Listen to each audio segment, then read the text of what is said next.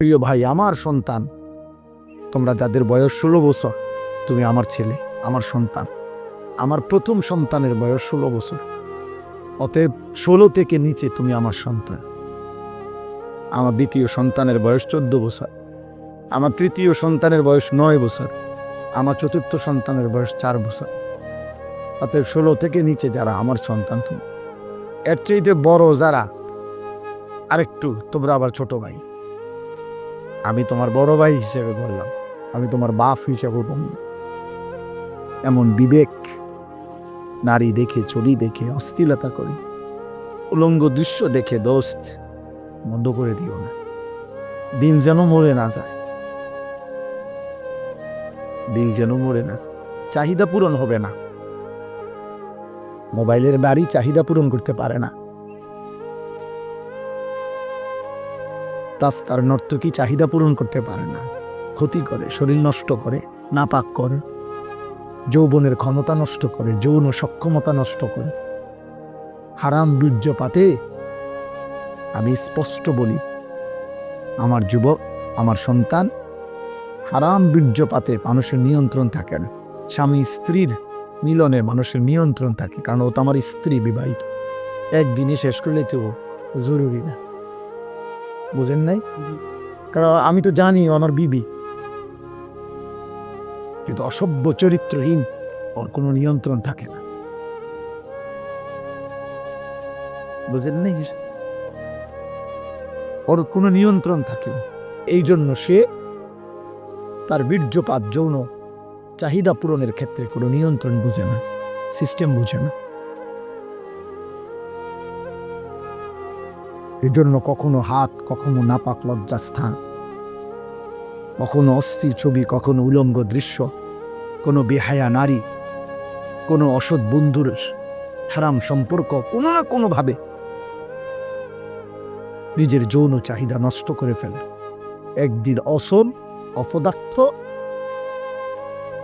অকর্মণ্য একটা দুর্ভাগ্য বদনসিব সন্তান হয়ে দুঃখে দুঃখে মরে। যদি কারো বিশ্বাস না হয়, আমার সাথে চলো। আমার কাছে অনেক ছেলের হোয়াটসঅ্যাপে ভয়েস রেকর্ড আছে, অনেক যুবকের সাথে আমার কথা আছে, সম্পর্ক আছে। তোমার কাছে জীবনও কইতো না, ও যে হাফ প্যান্ট তোমাদের কইতো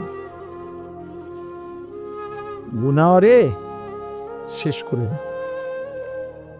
উলঙ্গ ছবি দেখতে দেখতে, নর্তকী দেখতে দেখতে, হারাম দৃশ্য দেখতে দেখতে, বাহ্যিকভাবে দেখতে তো মনে হয় চুল আশ্রাইছে, প্যান্ট কিনছে, পাউডার লাগাইছে, কথাবার্তা কইতেছে, হাসতেছে, কিন্তু শারীরিক সক্ষমতা নাই, অচল হয়ে গেছে, অপদার্থ হয়ে গেছে। দুঃখে দুঃখে মরবে, দুঃখে দুঃখে মরছে।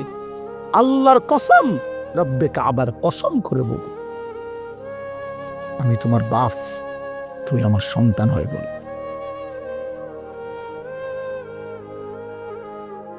তোমরা বেনামাজি ছেলের এবং মোবাইলে আসক্ত ছেলে, যারা নিয়মিত মোবাইল, বড় মোবাইল ব্যবহার করো, তোমরা এখন দাঁড়াও।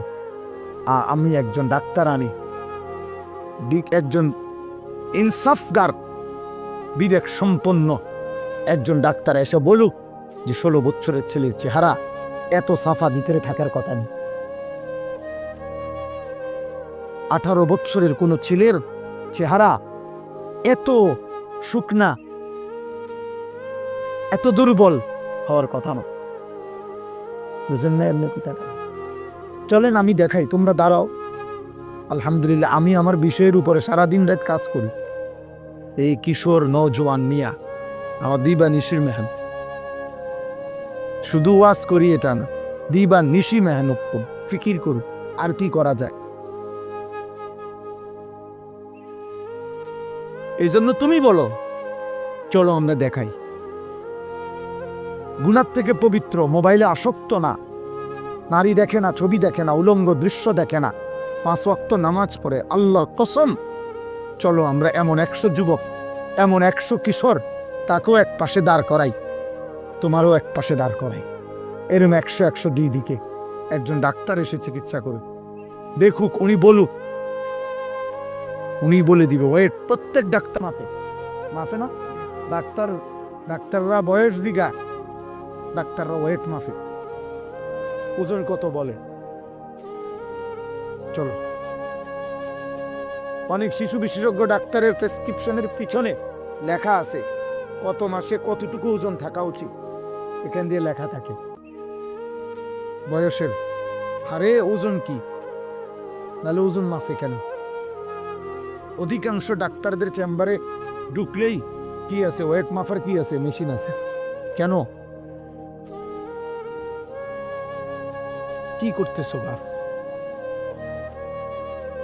কি করছো? দাঁড়াও, তাহলে আমরা দাঁড় করাই তোমাগরে।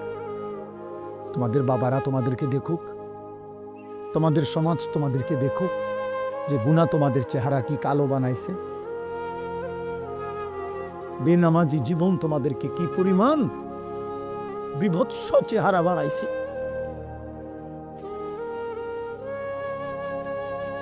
কারে দেখো আব্বা? মোবাইলে কার ছবি দেখো? তোমার মা? ওই নারী তোমার মা? এই বেহায়া, যাকে দেখো ওই বেহায়া নারী ও তোর মা?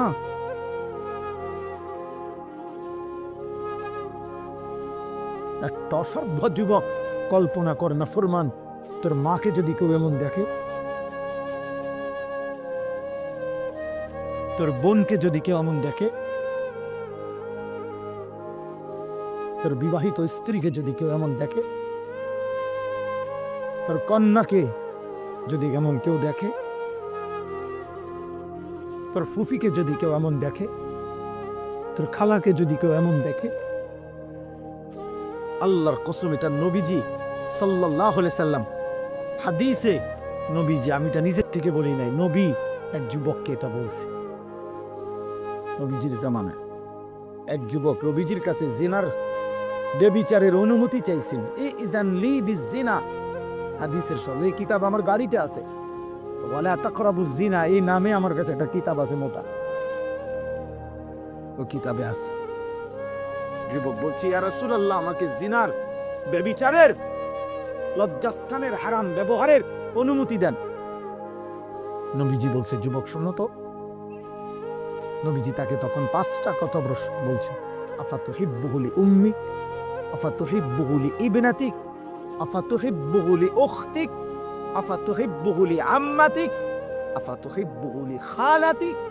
যুবক, তুমি কি পছন্দ করো তোমার মায়ের সাথে কেউ জিনা করুক, তোমার মেয়ের সাথে কেউ জিনা করুক, তোমার বোনের সাথে কেউ জিনা করুক, তোমার খালার সাথে কেউ জিনা করুক, তোমার ফুফির সাথে কেউ জিনা করুক? আল্লাহর কসম ছেলেরা, ওই যুবক বারবার চিৎকার দিয়া বলছে, লা ইয়া রাসূলুল্লাহ, লা লা লা লা লা, না না না না নবী, আমার মায়ের সাথে জিনা করা আমি মেনে নেব না, আমার মেয়ের সাথে না, আমার বোনের সাথে না, আমার খালার সাথে না, আমার ফুফির সাথে না। আল্লাহর নবী বললেন, ওয়ালান নাসু লা ইউহিব্বুনাহু লিউম্মাহাতিহিম ওয়া বানাতিহিম ওয়া খালাতিহিম ওয়া আম্মাতিহিম ওয়া আখাওয়াতিহিম। তাহলে যুবক, কোনো মানুষও চায় না তার মায়ের সাথে কেউ জিনা করুক, তার মেয়ের সাথে কেউ জিনা করুক, তার বোনের সাথে কেউ জিনা করুক, তার ফুফুর সাথে কেউ জিনা করুক, তার খালার সাথে কেউ জিনা করুক। এই নাফরমান যুবক, তুমি যার সাথে জিনা করতে চাচ্ছ, যার উলঙ্গ ছবি দেখছো, সে তো কারো মা, সে তো কারো বোন, সে তো কারো স্ত্রী, সে তো কারো খালা, সে তো কারো ফুফি। ওই মানুষটা তো তোকে মেনে নিবে না রে বাপ।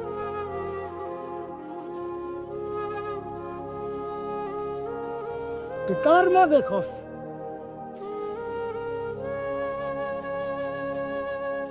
কার মতো চেহারা বানাইছো তুমি?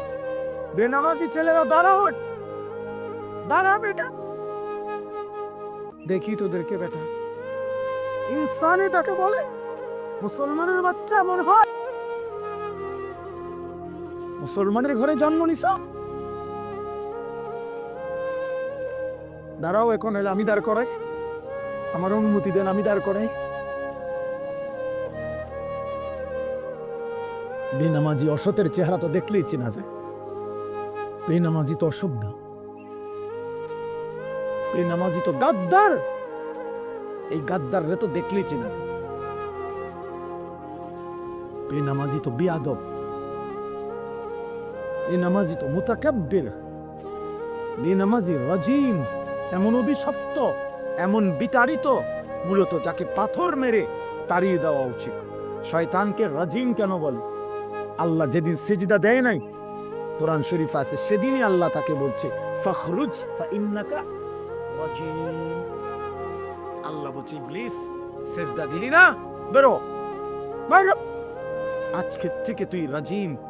আউযু বিল্লাহি মিনাশ শাইতানির, এই যে এই রাজিম শয়তানকে বলা হয়েছে যেদিন সেজদা দেয় না।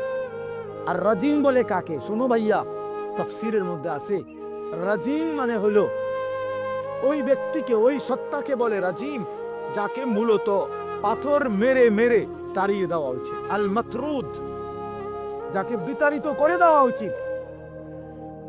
এই জন্য অর্থটাই রে বলে যে আমি বিতাড়িত শয়তান হতে আল্লাহর কি চাচ্ছি? এ বিতাড়িত শব্দের আরবি কি? রাজিম, যাকে পাথর মেরে বিতাড়িত করে দেওয়া, এই সমাজচ্যুত করা উচিত। এই জন্য রজম এই তাফসীরে আছে, আমি নিজে পড়ছি। এই জন্য ইসলামী শরীয়তে কোন পুরুষ, বিবাহিত পুরুষ যদি স্ত্রীকে বাদ দিয়ে অন্য মহিলার সাথে জিনা করে, তার শাস্তি হলো রজম, পাথর মেরে হত্যা করা। কোন মহিলা যদি বিবাহিত, সে যদি নিজের স্বামী ব্যতীত অন্য কোনো পুরুষের সাথে জিনা করে, তার শাস্তি হলো তাকে পাথর মেরে মেরে হত্যা করা। এইটাকে বলে রজম। রজম এটাকে কি বলে? এইটা যে শব্দ রাজিম, ওই একই শব্দ। বুঝছেন আব্বা? এটা আল্লাহ পাক ওই দিন বলছে যেদিন সেজদা দেয়নি, যেদিন সে সেজদা দেয়নি, এদিন আল্লাহ তাকে বলছে ফাইন্নাকা রাজিম।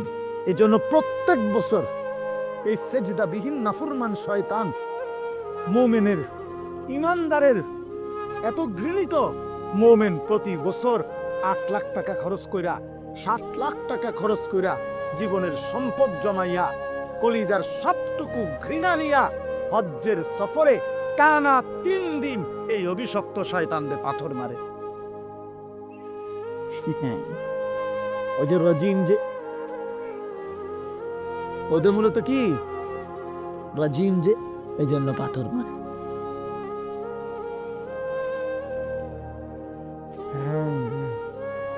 এই জন্য মূলত তো বেবিচারী পুরুষ নারী বিবাহিত পরে পাথর মেরে হত্যা করার বিধান শুনি। এবং আল্লাহ বলছে সাবধান, জিনার শাস্তি, বেবিচারের শাস্তি প্রয়োগ করতে গিয়ে 2টা কথা আল্লাহ কঠোরভাবে বলছে কোরআনে। 1 নাম্বার হলো ওয়ালা তাখুজকুম বিহিমা রাফাতুন ফি দীনিল্লাহ। আল্লাহ বলছে সাবধান, বেবিচারের শাস্তি প্রয়োগ করতে গিয়ে তোমাদের কারো অন্তরে যেন কোনো দয়া, মায়া, অনুকম্পা না আসে। আহালাত দেখাইও না, আহালাত দেখাইও না, অসভ্য ফুতরে ঠিক করো আগে, এনে ফেক নাই দেখাইও। আল্লাহ নিজে বলছে আমি আরহামুর রাহিমিন, আমি বলছি শাস্তি দিতে। আমার নবী রাহমাতুল্লিল আলামিন, নবীজি রাহমাতুল্লিল আলামিন কিনা? কথা বলে না কেন?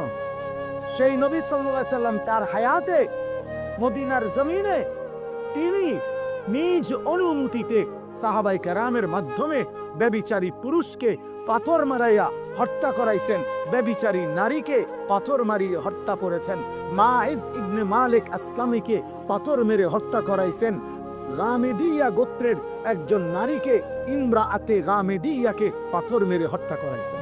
আবু বকর সিদ্দিক ওনার খেলাফত আমলে এই রজম, পাথর মারার শাস্তি কার্যকর করেছেন।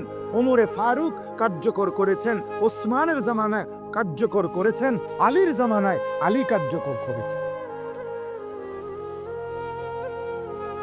তুমি বুঝো আব্বা?